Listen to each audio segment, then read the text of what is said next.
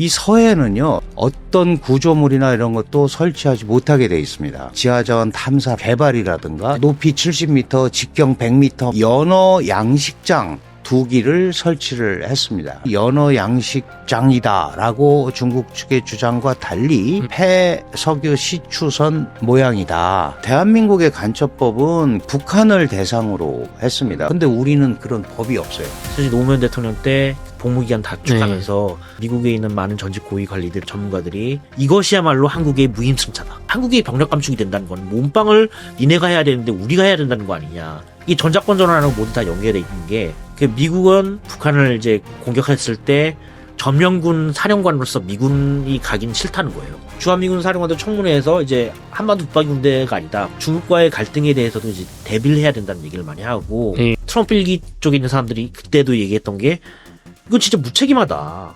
어쩌자고 이렇게 한 거냐. 주한미군이 이제 한꺼번에 몰려 있으면은, 특히 중국 극초음속 미사일에 그냥 우리는 반격도 못하고 28,000명이 그냥 다 죽네?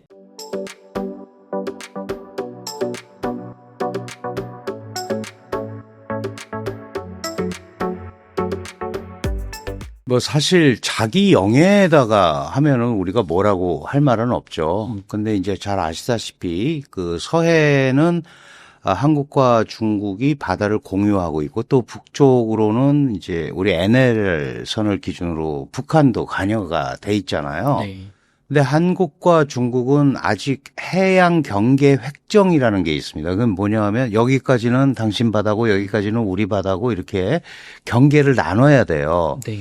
근데 아시다시피 이 영해 12해리 배타적 경제 수역 200해리 이제 여기서는 독점권을 행사를 할 수가 있잖아요. 네. 그러면 대개 우리가 200해리면은 킬로미터로 한 370km 정도 됩니다. 그러면 서로 양측이 배타적 경제 수역을 선포를 하고 관리를 하려면 양측 길이가 합쳐서 한 800km 돼야 네. 갈릴 거 아니에요. 그쵸. 서로 요렇게. 예. 근데 이제 서해는 약 400km밖에 안 돼요. 그러니까 겹칠 수밖에 없죠. 네. 그러니까 이제 서로 영해를 제외하고 이 겹치는 부분을 공동 관리하자고 그래서 PMG라고 그러죠. 잠정 조치 수역으로 정해놓고 그걸 이제 공동 관리를 하기로 한 겁니다.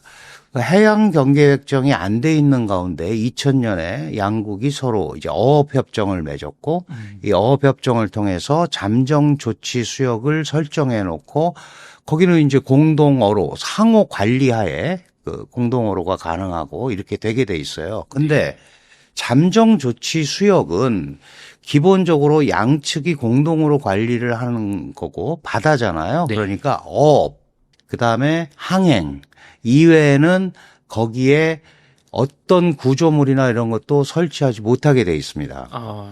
그러니까 예를 들어서 뭐 지하자원 탐사라든가 뭐 이제 이런 거 뭐 개발이라든가 네. 이런 게 안 되게 돼 있는 지역이에요. 네. 그런데 중국이 그 잠정 조치 수역, 물론 이제 중국 측에 가까운 잠정 조치 수역이죠. 거기에다가 연어 양식장이라는 이름으로 이제 2기를 설치를 했습니다. 선란이라고 부르는 1호, 2호인데 이 서해는요, 다른 바다와 달리 바다 깊이가 그렇게 깊지 않아요. 200m, 뭐 190m 이 정도밖에 안 되고, 그 가까이 가면 상당히 많은 이제 암초들이 있는데, 이게 예를 들어서 그런 데다가 높이 70m, 직경 100m 막 이런 거를 지금 구조물을 놓은 거란 말이에요. 그러다 보니까 이거가 저희가 생각할 때는 이게 예전에 뭐 남중국해라든지 특히 베트남하고도 또 분쟁이 있었잖아요. 그쵸. 이런데 보면 이런 구조물을 설치해서 기득권을 주장하고 그래서 이제 소위 그런 시설물들의 존재 그리고 그거에 이 관할권이 자신들한테 있다고 하면서 기정사실화하는 이제 이런 패턴들이 남중국해나 동중국해 이런 데 좀 있었습니다. 네. 그래서 이제 그런 데 대한 우려를 하는 거죠.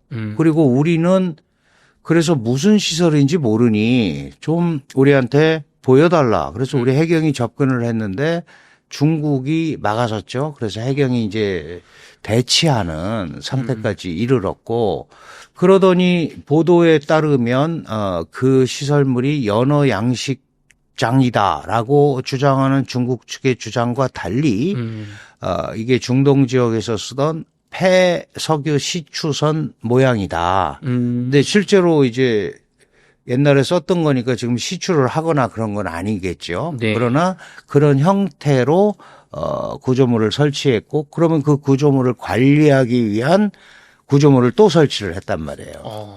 거기에 보면 이제 헬리콥터 같은 게 내릴 수도 있고, 네. 그러면 이게 혹시 그런 그 군사시설이라든가 또는 뭐 지하 탐사시설이라든가 이런 걸로 원용되는 게 아닌가 이제 하는 그런 걱정이 드는 그런 이제 구조물 설치입니다. 그러니까 저희가 얘기할 수 있는 거는 만약에 그런 어업 양식이 필요하면 중국 영해에다가 하면 문제가 없죠. 중국 거니까. 그렇죠. 그런데 왜 하필 PMG 이 잠정 조치 수역 상호 관리하기로 한 잠정 조치 수역에 들어와서 했느냐. 그러면 이게 다른 의도가 있는 거 아니냐. 그래서 이제 우리가 우려를 하고 긴장을 하는 거다. 이렇게 보시면 될 것 같아요. 교수님 말씀해 주신 것처럼 연어 양식장 필요면 중국 바다에 하면 되는데 지금 의심이 가는 거잖아요. 근데 요 의심이 그냥 나온 게 아니고 과거 남중국해나 동중국해의 중국의 이런 행태를 보면 이 확인될 만한 근거가 좀 있다면서요. 그렇죠. 이게 이제 중국 우리가 보통 뭐 이런 그 조금씩 접근해서 많이 들어보셨을 거예요. 살라미 전술. 이렇게 조금씩 잘라서 이 뭔가 자신들의 그 요구사항, 목표사항을 달성하는 이 살라미 전술이기도 하고요. 또 하나는 이제 양배추 전략이라는 게 있어요. 겹겹이 쌓는 거죠. 주변을 겹겹이 싸서 이제 이게 소위 이제 회색지대 전략이라는 거죠. 그러니까 뭐냐 하면 직접적 물리적 군사적 충돌 없이 이런 이제 그 다른 방법으로 군사적 행위에 준하는 이제 이런 그 영향력 확대하는 이런 전략을 이제 우리가 그레이존이라고 해서 회색지대 전략이라고 하는데, 이런 것들을 과거에 남중국해라든지 동중국해라든지 또 동사군도, 서사군도, 남사군도 이렇게 군도들이 많아요. 섬이. 네. 뭐 베트남하고의 충돌, 그다음에 필리핀하고의 충돌 이런 거 할 때 다 옛날에 해봤던 거다. 그러니까 이제 한국의 서해 지역에 저런 시설물이 들어오는 것은 장기적으로 그런 흐름과 맥이 같을 수 있다. 이제 이렇게 보는 거죠. 그러면 이건 이제 단순하게 무슨 영유권 분쟁이라든가 이런 정도의 뭐 그칠 수는 없지만 그 정도라면 또 어떻게 얘기가 되는데, 우리는 이제 이 안보 상황하고 직결이 된단 말이죠. 네. 그러면 북한이라는 위협 요인이 있고 문제가 생겼을 때 한미 동맹이 연합 작전도 해야 되고 이제 여러 가지 이런 게 있지 않겠습니까? 그런데 이제 거기에 중국이 그런 그 소위 자신들이 통제할 수 있는 관할권이라고 주장할 수 있는 그런 근거들을 자꾸 확장을 시키면 그 이제 서해에서의 우리 군사적인 어떤 행동 이런 것도 제약을 받을 수밖에 없잖아요. 네. 연합훈련은 물론이고. 그렇죠. 이제 이런 부분들이 장기적으로는 한국의 안보 상황과도 굉장히 밀접한 관계가 있다. 이제 그런 것 때문에 걱정들을 하는 거죠. 그러면은 이런 구조물들이 서해에 어떻게 보면 알박기식으로 되면 말씀하신 것처럼 중국이 군사적인 뭐 미사일 포대를 갖다 놓는데 이러면 우리 한미연합군이 안보적으로 굉장히 불리해지는 거잖아요. 그렇죠. 그것도 있고 우선 연합작전이 사실 상당히 이제 쉽지 않을 수가 있죠. 잘 아시겠습니다만 우리가 이제 2010년 연평도 포격 사건 때 미국의 조지 워싱턴 함이라든가 이런 그 항공모함 전단이 들어왔었죠. 네.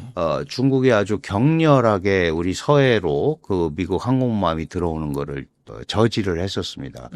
원래 그 태안반도를 지나서 연평도까지 가서 무력 시위를 하려고 했는데 중국 측의 강력한 저지로 인해서 경렬 비열도 정도 그 밑에 이제 거기까지밖에 못 갔거든요. 그러니까 기본적으로 중국은 미군 그렇지 않아도 요새 뭐 무역 전쟁 때문에 복잡한데 미국의 한반도 영향력이 확장되는 거를 어떻게든지 막으려고 하는 입장 아니겠어요? 마찬가지로 이제 미국은 중국의 영향력이 확장이 되는 걸 막으려고 할 거고요. 그런 가운데 이 지역이 굉장히 중요한 지역이기 때문에 지금 이제 문제가 되는 겁니다. 그럼 교수님 여기는 사실 북한의 입장도 있는 지역 중에 하나잖아요. 북한은 그럼 중국의 이런 조치에 특별한 뭐 반응이 좀 있을까요? 북한은 거기에 대해서 지금 이제 얘기를 할 수가 없죠. 왜냐하면 남북 분계선이라는 게 있잖아요. 그 북방 한계선 우리가 NLL이라고 하는 건데 네. 이거는 이제 남북한 간에 이제 맺은 거예요. 잠정적으로. 네. 이 NLL은 사실 남북 간의 문제고 그런데 중국은 이 NLL은 남한하고 북한하고 둘이서 맺은 거기 때문에 이게 국제법적 효력이 없다. 국내법이다라고 얘기를 합니다. 사실은 이제 서해 불법 조업이라고 그러죠, 우리가. 네. 많이 와가지고 중국 어선들이 문제가 생기면 NLL 이북으로 도주를 하죠. 그러면 이제 그거는 북한과 묵계가 돼서 그리고 또 이제 이버료도 상당한 소위 이버료 그러니까 네. 돈을 주고 이제 어장을 파는 형태 이런 것들도 이루어지고 있거든요. 근데 이거는 지금 이제 군사적 문제로 첨예하게 대립을 하고 있기 때문에 북한이 이래라 저래라 얘기할 수가 없는 상황이에요. 다만 북한도 중국의 영향력이 지나치게 확장되는 것은 북한 입장에서도 좋을 거는 없죠. 이제 이 구조물 얘기가 나와서 또 말씀을 드리는 건데 사실은 북한하고 중국은 1961년도에 해상 경계를 나름대로 정한 게 있어요. 그게 이제 동경 124도 선이에요. 네. 근데 이제 한국과 중국은 잠정조치 수역의 중간선이라고 해서 그게 대개 124도 30분입니다. 네. 근데 124도를 기준으로 하잖아요. 그러면 이제 우리 쪽으로 30분만큼 더 들어오는 거예요. 그런데 그게 약 한 70km 정도 됩니다. 바다가. 그러면은 그렇게 들어와 버리면 서해 바다의 한 70몇 %가 중국의 바다가 되는 거예요. 중국의 관할에 있는. 그래서 우리는 그거는 북한하고 중국이 맺은 건데 네. 그거를 왜 한국 서해 바다까지 이렇게 줄을 긋느냐. 네. 이제 이 점에 대해서 계속 문제가 있어 왔거든요. 그렇죠. 중간선이라는 거는 이제 가운데선이라는 뜻이잖아요. 그렇죠. 그런데 중국은 중간선을 어떻게 주장하는 거냐 하면 자기네 해안선이 훨씬 길고 인구도 많고 배가 많아서 한국같이 해안선이 짧고 인구도 없는데 그거를 동등하게 1대1로 중간선 가운데선을 하는 거는 이건 문제가 있다.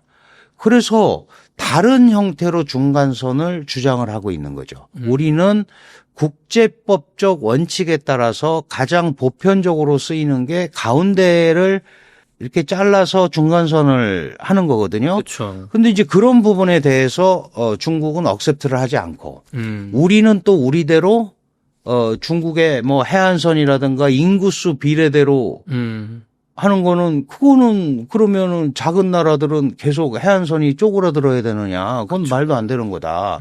그래서 사실 해양 경계 획정이 안 이루어지고 있어요. 아직도. 지금 회담을 한 29번인가 했고요. 곧 또 국장급 회담이 또 있거든요. 그런데도 이거는 이런 소위 상호 주장이 계속 움직일 수밖에 없는 그런 구조입니다. 그러니까 지금 불법 구조물 문제, 그 다음에 124도로 이 소위 중간선을 중국 입장에서 보면 확장하는 거죠. 네. 그리고 실제로 거기에서 지금 중국군의 해상훈련은 빈번하게 일어나고 있고 중국과 러시아 간의 연합 합동훈련도 벌어지고 있습니다. 그러니까 이런 것들은 이제 우리 안보에 직접적인 위협 요인이 되기 때문에 이 서해 문제는 사실 굉장한 관심을 가지고 우리가 지켜봐야 되는 그런 상황이다 이렇게 말씀드릴 수 있습니다.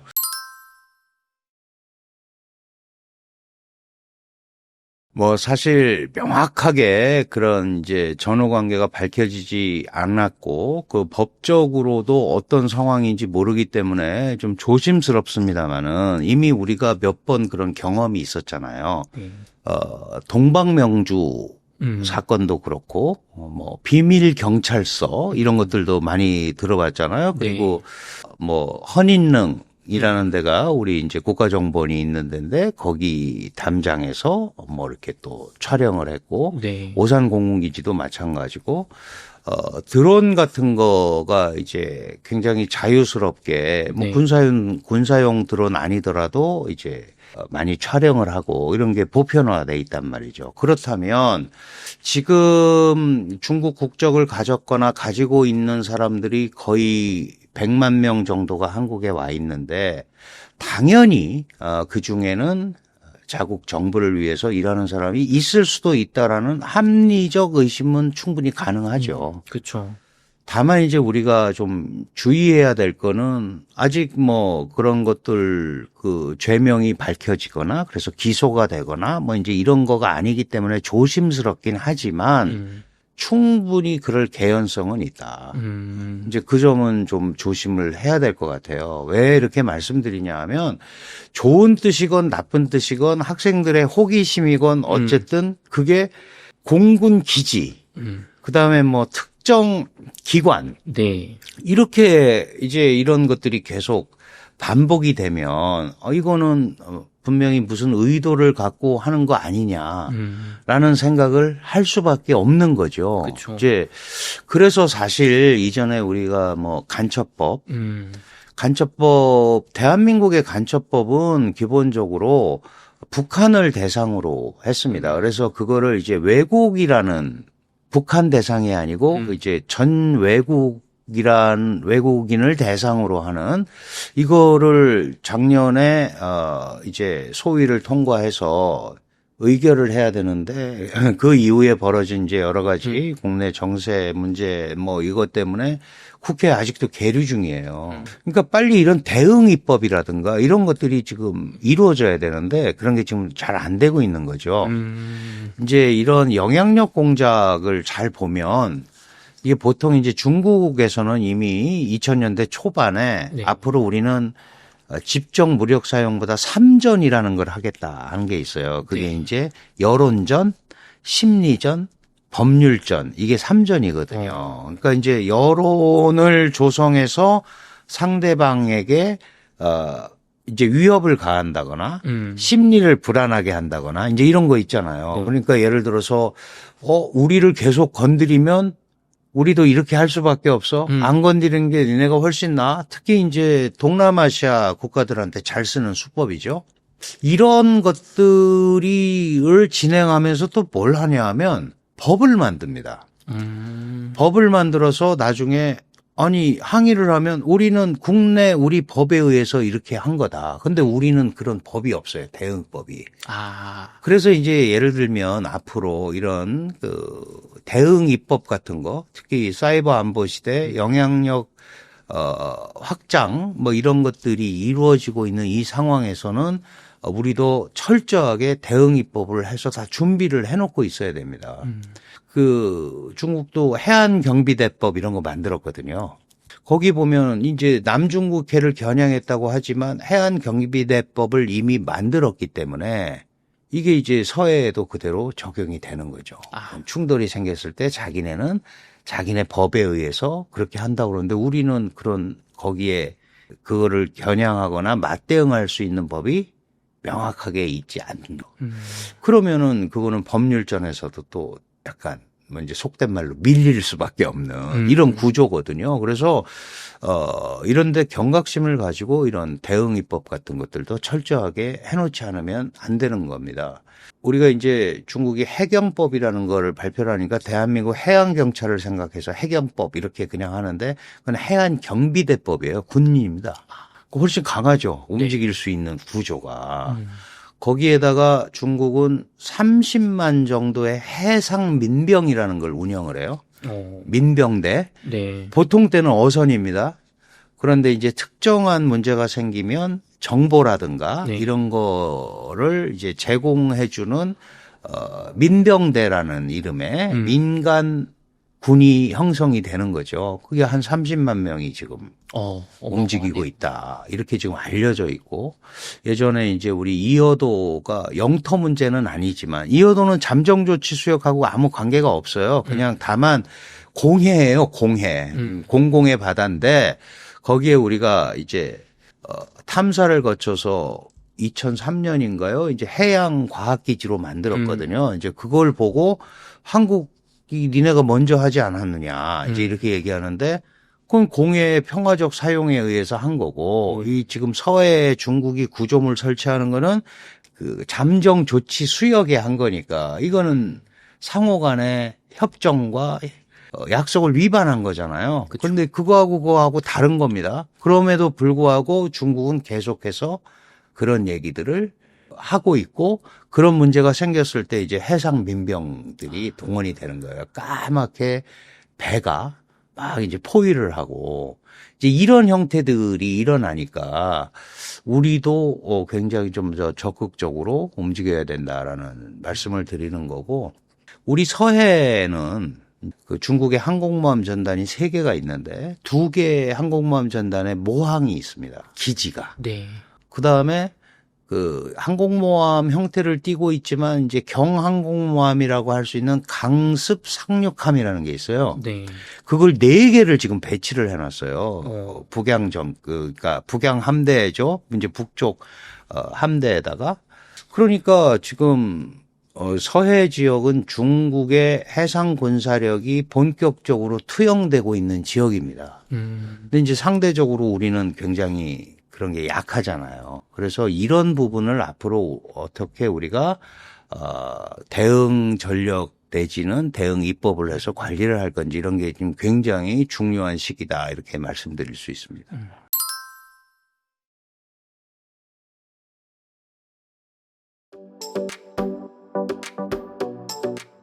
우스갯소리가 있습니다. 그러니까 VOA나 RFA나 이게 있던 미국의 소위 말해서 국영방송, 공영방송을 이제 총괄하는 USAGM이라는 별도의 정보기관이 있어요. 네. 한때 VOA도 군부 산하 기관이었는데 그건 이제 80년대, 70년대 분리돼가지고 지금은 별도의 이제 미국 정부기관에 산하에 있고요.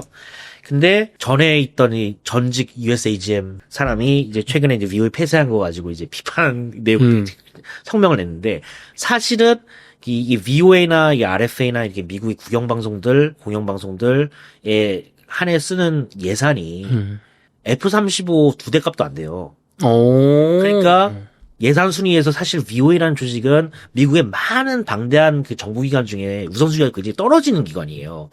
근데 그럼에도 불구하고 그 사실이 그렇기 때문에 이게 VOA만 이렇게 하는 건 아니고 그러니까 결국은 뭐냐면은 미국 정부가 굉장히 예산이 방대하잖아요. 네. 그러니까 쓰잘데없는 이제 예산을 줄이고 그리고 특히나 아까 그 얘기를 했지만 트럼프는 현실주의 정치를 지향한다고 했잖아요. 네. 그러면서 봤을 때 VOA라는 기관은 어떻게 보면 그들이 생각하는 구상과 좀 안 맞는 부분도 있는 것이고 왜냐하면은 VOA가 간략하게 이제 VOA 역사를 얘기하자면은 VOA는 미국 국영방송이고 2차 세계대전 때 이제 나치 선정기관에 대응하기 위해서 네. 그리고 일본의 그 태평양전쟁 때 그 선정기관 대항하기 위해서 만든 기관이에요. 근데 이게 루즈벨트 대통령이 이걸 만들 때 자기도 이제 화롯과의 대화, 라디오 대화하면서 그 국민들한테 연설을 굉장히 잘하는 사람으로 되게 자신감이 있었던 사람이란 말이에요. 네. 그래서 자기가 이제 나치 히틀러와의 선전선동과에 대해서 라이벌의식을 느꼈었어요.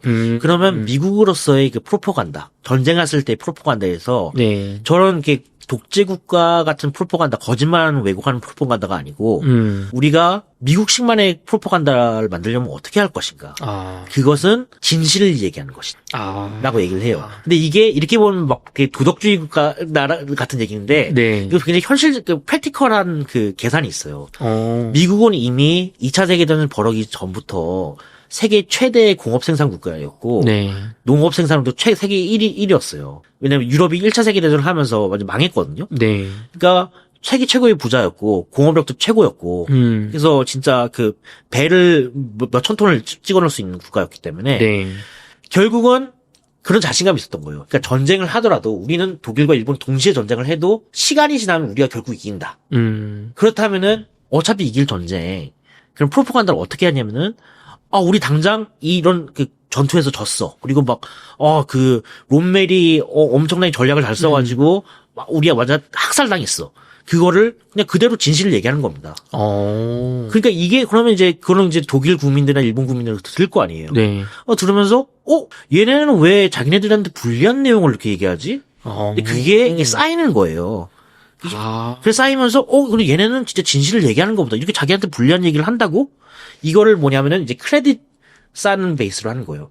그러면서 애초에 루즈벨트 대통령이 설계했던 거 뭐냐면은 이것이 바로 미국식 프로파간다. 진실을 얘기하면서 어차피 우리가 이길 거기 때문에 그치. 진실을 싸우면 종국적인 전투, 일본과의 과다카날이 될 수 있고 그다음에 그 노르망디 전투가 될 수 있고 그 소위 말해서 전쟁의 결과를 바꿀 수 있는 전투에서 우리가 한 번 승리를 하면은 그걸 이제 진실을 보도하면은 지금까지 우리 라디오 방송을 들었던 많은 국민들이 얘는 그래도 진실은 얘기하네. 근데 엄청난 적성국들이 엄청난 패퇴를 겪었대. 네. 그리고 우리 엄청나게 죽었대.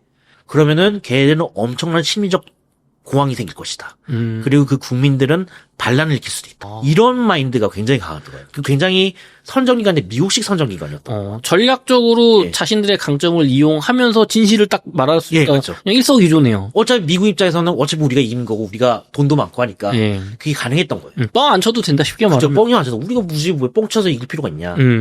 절박하지도 않다. 그래서 만들어질 게 VOA예요. 그래서 미국의 선정기관은 많은데 네. 굉장히 그런 미국의 저널리즘을 바탕으로 했기 때문에 네. 미국의 정부기관임에도 불구하고 네. 국영방송이라는 방송이고 조선중앙통신이나 뭐 신화통신이나 네. 러시아의 국영TV처럼 미국 정부기관이 편집권을 건드릴 수가 없었어요. 사실 말해서 이 의회의 보장이 되기 때문에 네. 이게 얼마나 철저했냐면은 아예 이게 분리가 돼가지고 네. 그러니까 한때 이제 미국 국무부 산하에 있었지만 국무부가 이 어떤 내용이 보도될지에 대해서는 건드릴 수가 없었어요. 그 국가가 국영방송인데 이걸 편집권이나 어떤 방향으로 해 이렇게 할 수가 없는 거예요, 간접으로? 그렇죠. 그럴 필요가 없었으니까.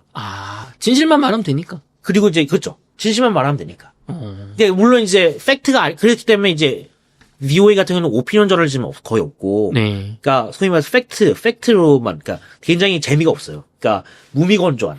맞아요. 요즘 시대랑 안 맞아요. 그러니까 무미건조한 약간 그런 방송들이 많다 보니까. 근데 그거라도 이제 언론 정보가 통제해 있는 적성국들, 그 북한 같은 나라나 중국도 마찬가지고 한테는 그게 엄청난 어떻게 보면 이제 정보가 되는 것이죠. 그리고 그게 뭐 내심 그 미국 정부는 왜 그냥 그대로 놔뒀냐? 그게 체제 변화의 어떤 씨앗이 되기를 원했던 거예요. 정보를 전달해주고. 그러니까 이런 면에서 봤을 때는 이게 트럼프 다시 돌아와서 철학하고 왜 안 맞냐면은 네. 트럼프 철학은 게 있잖아요. 세계 경찰 국가 안 하고 네. 우리는 더 이상 우리가 듣도 보지도 못한 나라 건국하는데 돈을 쓰지 않겠다고 했단 말이에요.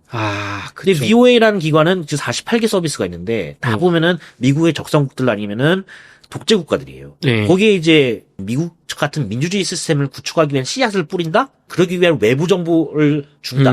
그거 원하지 않는 거예요. 미국은 나만 잘 살면 돼. 괜히 정권 붕괴돼가지고 우리가 개입할 가능성을 애초에 만들고 싶지 않다. 이런 철학이 있는 것도 분명인 거죠. 그렇기 때문에 VOA에 대해서 그렇게 좋게 생각하지 않았었어요. 그럼 기자님 지금 변화된 미국은 괜히 막 제3세계에다가 이런 민주주의 했다가 거기가 정말 반란나서 미국 민주주의 할게요 도와주세요면 돈 써야 되고 이제 집중해야 되니까 이제 그런 거 하기 싫다 그 정도까지 간 거예요. 그러니까 그렇죠. 트럼프 일기 때 그래서 보면은 많은 얘기가 있었던 게 가령 평화 체제가 만약에 구축이 된다고 해요. 네. 그 우리 문재인 대통령이 중재 외교를 잘했다고 네. 해서 제가 그 트럼프 일기 때 사람들을 이제 만나면 다 얘기하는 게 그러면은 평화체계 미국은 사인만 해주고 종전협상까지 해준다고 쳐요. 그러니까 뭐 내부 정황이 있었다면 만약에 대통령이 해가지고 종전선언까지 해가고 평화선언까지 이어졌다. 네. 그러면 나중에 김정은이 원하는 건 결국 경제개발과 이제 제재 해제잖아요. 미국이 제재 해제까지는 해줄 수 있죠. 네. 근데 결국은 투자에 들어가는 돈은 그러면 누구 돈으로 하냐? 네. 그거는 이제 미국 돈이 아니라 한국하고 일본. 그래서 일본이 계속 납치자 문제 가지고 약간 건드렸던 이유가 어떻게 보면 좀 깎아보려고. 그러니까 이렇게 우리가 생각하면 우리가 위안부 합의금 가지고 맨날 이렇게 하잖아요. 그거 똑같은 논리 이제 일본이 과거사 가지고 매국민 납치는 거. 니네도 솔직히 우리한테 우리 국민을 납치했지 않냐 해서 디스카운트 하려는 약간 그런 전략도 좀 있는 것이거든요. 그게 우리 개개인 그 위안부 할머니나 이렇게 납치되신 일본 분들한테 굉장히 마음이 아프고 슬픈 역사지만 국가의 입장에서는 어떻게 보면 거래의 도구일 수도 있고. 거래의 도구로서 일본도 똑같이 활용하는 것이죠. 왜냐하면 이게 어쨌든 우리는 일본과 해가지고 이제 배상 청구권이 끝났지만 네. 북한은 아직 그게 남아 있거든요. 네. 그러니까 북한은 결국은 이제 경제 개발에서 돈이 굉장히 많이 들어갈 텐데 네. 결국은 이제 미국은 그렇게 돈을 투자할 생각이 별로 없어요. 그러니까 그거는 일본하고 한국이 이제 내야 된다. 약간 이런 마인드가 굉장히 강했던 거고, 일본 입장에서는 그러면은 우리는 이 매국민 문제나 납치 문제 해결하자면 우리 돈 못 내. 그래서 뻗쳤던 거, 약간 그런 이면들이 좀 있었던 겁니다. 근데 다시 말해서 하면 이게 결국은 그때도 트럼프 일기 때도 보면은 결국은 북한 문제만 봐서도 그러니까 이런 이제 평화 체제 모드로 바뀐다고 하더라도 결국 우리 돈 안 내고 그거는 이제 동맹 니네 그리고 또 한국 같은 거 한국 니네 일이잖아. 그리고 이거는 반대로 얘기해서 이제 그 보수주의 쪽에 있는 사람들 중에 있을 때 체제 붕괴도 마찬가지인 겁니다. 네.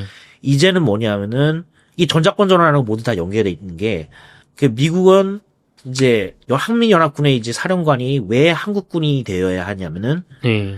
미군으로서 한민연합군을 이끌고 북한을 이제 공격했을 때 점령군 사령관으로서 미군이 가긴 싫다는 거예요. 한국군은 니네 일이니까 니네가 하고 그리고 이제 그 재건도 주한미군은 뒤에서 이제 후방 지원을 할게. 점령군으로서 한국이 더 많이 기여를 해야 돼. 그렇기 때문에 많은 사실 노무현 대통령 때 복무기간 단축하면서 사실은 미국에 있는 많은 전직 고위 관리들하고 어떻게 보면 전문가들이 이것이야말로 한국의 무임승차다.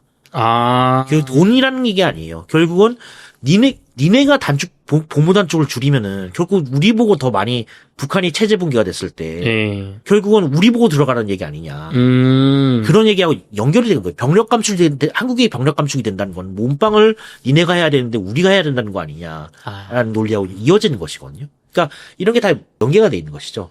야, 그러면은 이게 주한미군이 사드뿐만 아니라 중국을 이제 정말 전쟁까지도 감수할 수 있는 지금 군비 경쟁 시작한 거잖아요, 이게. 그러니까 이제 우리는 중국, 러시아랑 군비 경쟁에서 압도적 우위를 택하겠다. 전쟁 나면 해봐라. 거의 그 선언인 거잖아요. 그렇죠. 그럼 우리나라도 미중 전쟁에 말려 들어갈 위험이 높아지는 거 아닌가요? 그렇죠. 그리고 더군다나 이거는 이제 미사일 방어만인 건데 네. 아직 트럼프 일기 사람들이 많은 사람들 제가 얘기를 해보면은 트럼프 일기 돌아와서 특히 국방 정책에 관련해서는 unfinished business 아니면 unfinished homework이라는 말을 많이 써요. 아직 끝나지 않은 과제, 숙제. 트럼프 일기 때 그래서 이제 그 다음 2기 때 하려고 하다가 그러니까 바이든 정권으로 바뀌면서 중단된 사업들이 굉장히 많은데 네. 그 중에 하나가 중거리 미사일 배치입니다. 이거는 제 책에서도 언급이 됐지만 그리고 여러 전에 있던 채널에서도 얘기를 했었고 결국은 그때 트럼프 일기 때 보면은 미국이 이제 INF 조약을 탈퇴하면서 중거리 미사일 그 중거리 미사일 지금까지는 중거리 미사일 배치를 하지 않기로 했는데 러시아는 그 극초음속 미사일 만들면서 약속 지키지도 않고 네. 중국은 아예 들어와 있지도 않고 우리만 이렇게 손이 묶여있다. 불공평하다고 트럼프 때 박차고 나갔어요. 네. 그래서 INF 조약에서 우리도 중거리 미사일 배치하겠다 하면서 그때 이제 존 볼턴 국가부 부장관이 그냥 말실수를 했는데 유력한 후보지로 한국, 호주, 일본을 꼽았단 말이에요. 그리고 막 한국에서 난리가 났었어요. 호주도 마찬가지고.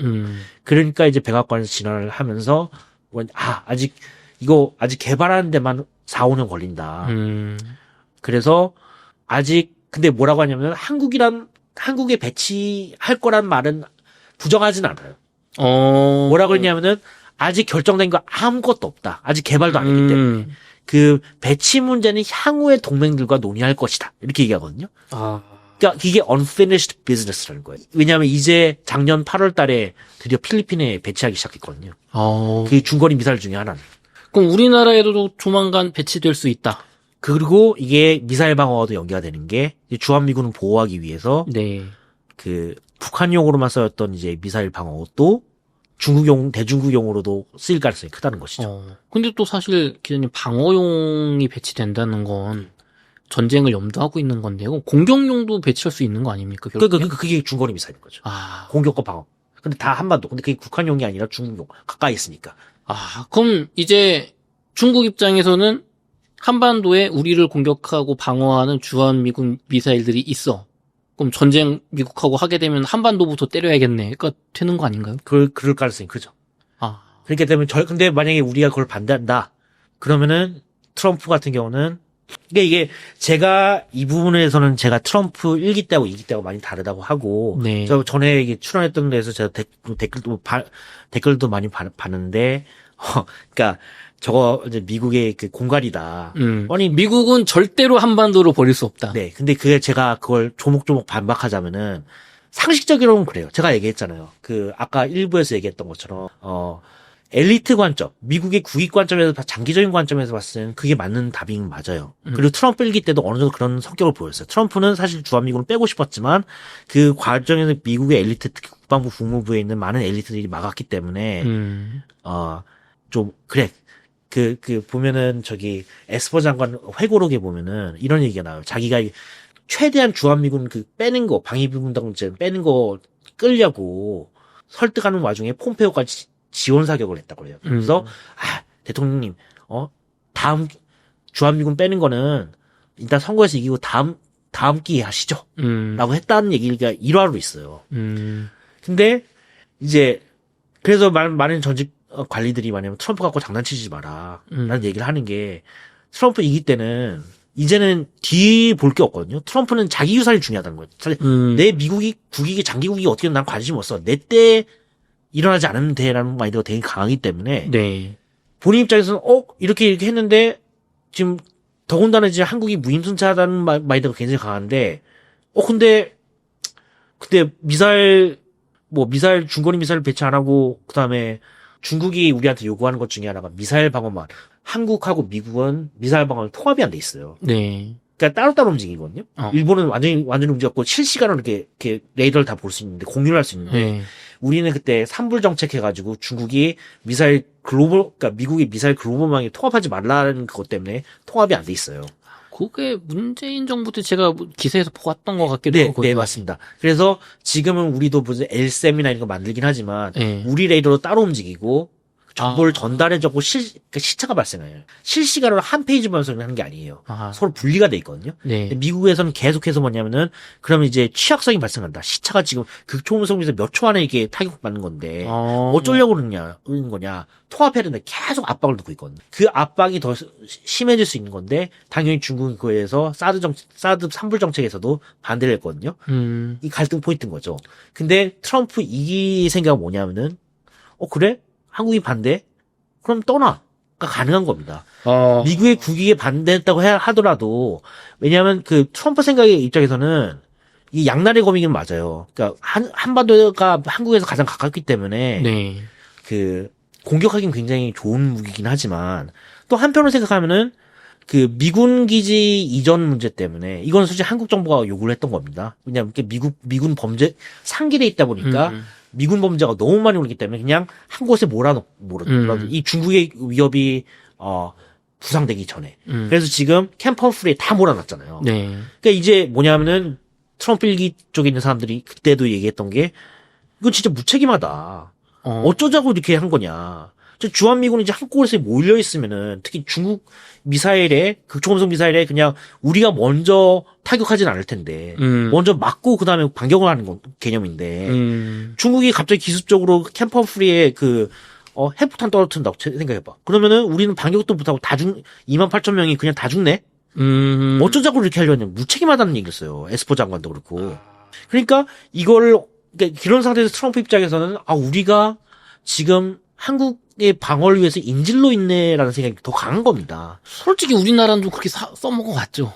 그러니까 주한미군을 효과적으로 활용하려면은 최종적으로 왔다 갔다 할 수 있는 군대가 돼야 되고 네. 근데 그런 미사일 공격에 두 번째는 방어막이 완전히 통합이 되는 겁니다. 북한뿐만 아니라 중국에 대해서도. 그렇죠. 그렇지 않으면 트럼프 계산에서는 그러면은 왜 우리 미군들이 그렇게 희생을 해야 되면서 진짜 나갈 수도 있는 겁니다.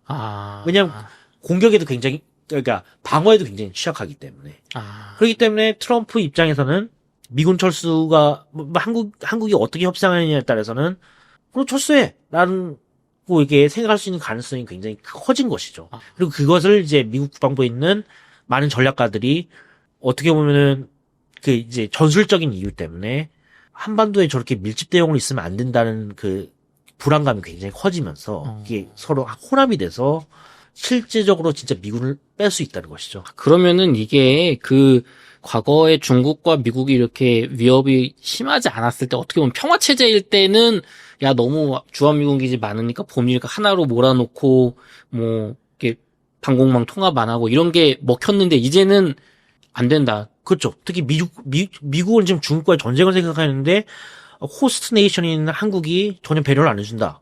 그러면은 떠나. 우리 일본에서 투사하면 돼. 약간 이런 마인드 간 거죠. 어차피 미국 입장에서는 그 중국을 먹을 생각이 없어요. 근데 투사려고 하면 일본을 가지고도 뭐 한국이 있으면 편하긴 하지만 한국은 워낙 지금 밀집 대응이 있어가지고 취약해. 그리고 미군도 많이 죽을 것 같아. 그럴 거면 더 먼 거리에서 때리면서도 일본 같은 경우는 미사일 방어는 완전히 통합이 돼 있단 말이에요. 네. 그러면 why not? 이 가능한 것이죠. 어차피 중국을 먹을 생각은 없기 때문에. 그러면은 기자님, 일본은 미사일 방어망이 통합이 돼 있잖아요. 그럼 중국이 야 너네 일본 그런 거 통합하지 마 우리한테 했던 걸 일본한테는 안 했어요. 했는데 무시한 거예요. 뭐 그러니까 이게 좀 생각을 해봐야 되는 게 일본이 통합된 거는 그러니까 사실은 재밌는 게 미사일 방어 통합 문재인 정부 때 압박을 넣긴 했지만 보수 정권 박근혜 정권도 미사일 통합하지 않았어요. 킬체인 얘기 나왔었잖아요. 네. 그때 박근혜 때 나온 거거든요. 네. 그 왜 우리는 한국형 미사일 방어책이라고 하잖아요. 한국형이라고 하잖아요. 아, 그쵸. 그래서 미국 아니 일본처럼 쉽게 해가지고 하면 통합하는 게 가장 쌀 텐데 네. 왜 우리는 우리 독자적인 미사일 방어책을 만들었을까? 그걸 좀 한번 생각해 보셔야 돼요. 아, 왜 그랬을 것 같아요? 그게 중국과 미국의 대결에서 뭐 전쟁에 끌려가지 않기 위함인가요? 지금 우리가 UAE에 수출하는 무기가 뭐죠? 천국 미사일모 아닌가요? 그리고 지대공 미사일이요. 예. 그리고 미사일 방어 네. 그 자산도 많이 수출을 하거든요. 네. 해외에. 그리고 우리 독자적인 생태계를 갖고 있기 때문에 그런 건데. 아, 일본 같은 경우는 아예 이게 그 헌법 때문에 그 미국한테 전적으로 의지할 수밖에 없는 상황입니다. 아, 근데 한국 같은 경우는 박정희 대통령 때 시작해갖고 미국에 버림받을 수 있는 그 두려움 때문에 미국도 제대로 독재국가라고 하고 협조를 안 해줬기 때문에 우리 자치적인 국방력, 자주국방이라고 하잖아요. 근데 그게 어느 정도 컸던 겁니다. 근데 이제는 뭐냐면은 그래서 미사일 방어망을 미국에 통합을 하게 되면은 결국은 미국의 그러니까 일본 같은 경우가 대표적인 케이스거든요. 그러니까 우리 지금까지 자주국방인 미명 하에 만들었던 우리 독자적인 국방 자산들이 미국의 그 미사일 방어와 관련된 그 개발 업체에 먹히는 겁니다. 아, 외주사가 되는 것이죠. 그런 게 또 있군. 국방 산업에 있는 것이죠. 그러니까 우리는 결국은 이제 자주국방이라는 미명하에 독립적인 걸 유지할 거야. 이건 보수 진보의 문제가 아니라 결국 자주국방이라는 게 자국의 산업을 보호하기 위해서 했던 측면도 분명히 있었던 것이죠. 근데 이제 미국 입장에서는 그거를 자기네들 산업을 키우기 위한 것도 있지만 이게 수출해야 되니까 한편으로는 취약성 문제가 분명히 있는 것이죠. 지금까지는 북한 정도의 위협 가지고는 그래 뭐 약간의 시차가 발생하더라도 그러니까 한국에서 보고 있는 미사일 레이더만 가지고 그 정보를 이제 미국 시스템 옮기는데 시간이 걸 발생할 거 하더라도 뭐 북한은 약간 아직은 좀 그렇게 뭐 최첨단 무기가 없으니까 뭐 이해해줄게 였는데 이제 북한조차도 이제 극초음속 미사일 만든다고 하는 거 아니에요. 맞아요. 그러니까 이제 미국 입장에서는 근데 특히나 중국에 대해서 만약에 이제 본격적으로 이제 전쟁하는 상황까지 염두에 두겠다고 한다면은 당연히 지금의 취약성 가지고 용납할 수 없는 것이죠. 왜냐하면은 지금 한반도에 지금 머물고 있는 군인 수가 주한미군이 많은 사람들이 28,000명이라고 하는데 사실은 그 미국의 일 병력 보고 보면은 평시에 한 34,000명까지 있어요. 왔다 갔다 하는 병력들도 있기 때문에 3만 명 전후의 병사들이 한 번에 몰살될 수 있는 상황이기 때문에 굉장히 취약성에 노출된 건 우린 용납하지 않는다. 논리가 가는 거죠. 그러면은 정말 이게 단순히 미국이 그 우리나라의 독자적인 미사일 방어 시스템을 산업적으로 먹고자 하는 것도 아예 없진 않겠지만 그거보다 훨씬 큰 거는 취약성 때문에 미국 자국 군인들이 속수무책으로 당할 수 있으니까 네. 그럼 이거 안 할 거면 우리 위험하니까 일본으로 철수하겠다. 네, 가능하죠. 근데 이게 정말 역지사지로 생각하면 우리나라 군 부대가 어느 다른 나라에 가 있는데 이런 위험에 노출되면 우리나라도 그런 선택을 할 가능성이 있을 것 같아요. 그러니까 뭐냐면은 근데 그래서 그렇다고 해갖고 한반도의 공격에는 굉장히 유리한 거라고 했죠. 네. 그러니까 제가 생각했을 때는 설사 철수를 한다고 해도 완전 전면 철수까지는 아니고 네.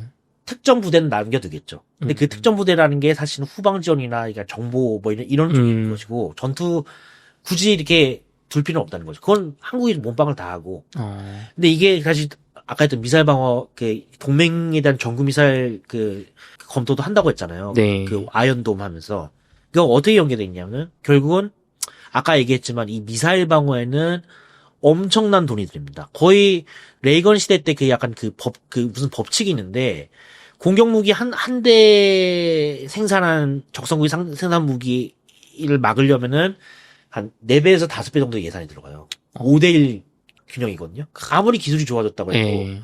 공격 무기가 무조건 싼 거예요. 그쵸. 그리고 하나 맞추려면 뭐 하나만 쏘면 위험하면 2-3개 쏴야 될 거 아니에요. 5대1 정도 가격이 든다는 거죠.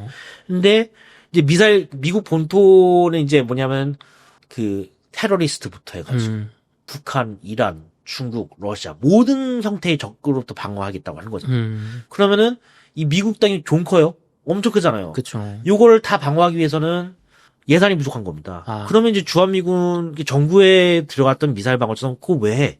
그 동맹 보호하기 위한 미사일 방어잖아. 우리가 지금 급한데. 오히려 정부에 드리는 미사일 방어 비용이 줄어들거나 아예 없어질 수 있도록. 그리고 정구 미사일 방어는 그건 동맹이 해. 니네 안 보잖아. 이렇게 제로섬 관계가 될 수 있는 거기 때문에 그리고 그 시점은 이게 먼 얘기가 아닙니다. 이게 공격 무기하고 방어 무기하고 다 연계가 돼 있는 게 그럼 이게 어느 시점에 이게 불거지냐.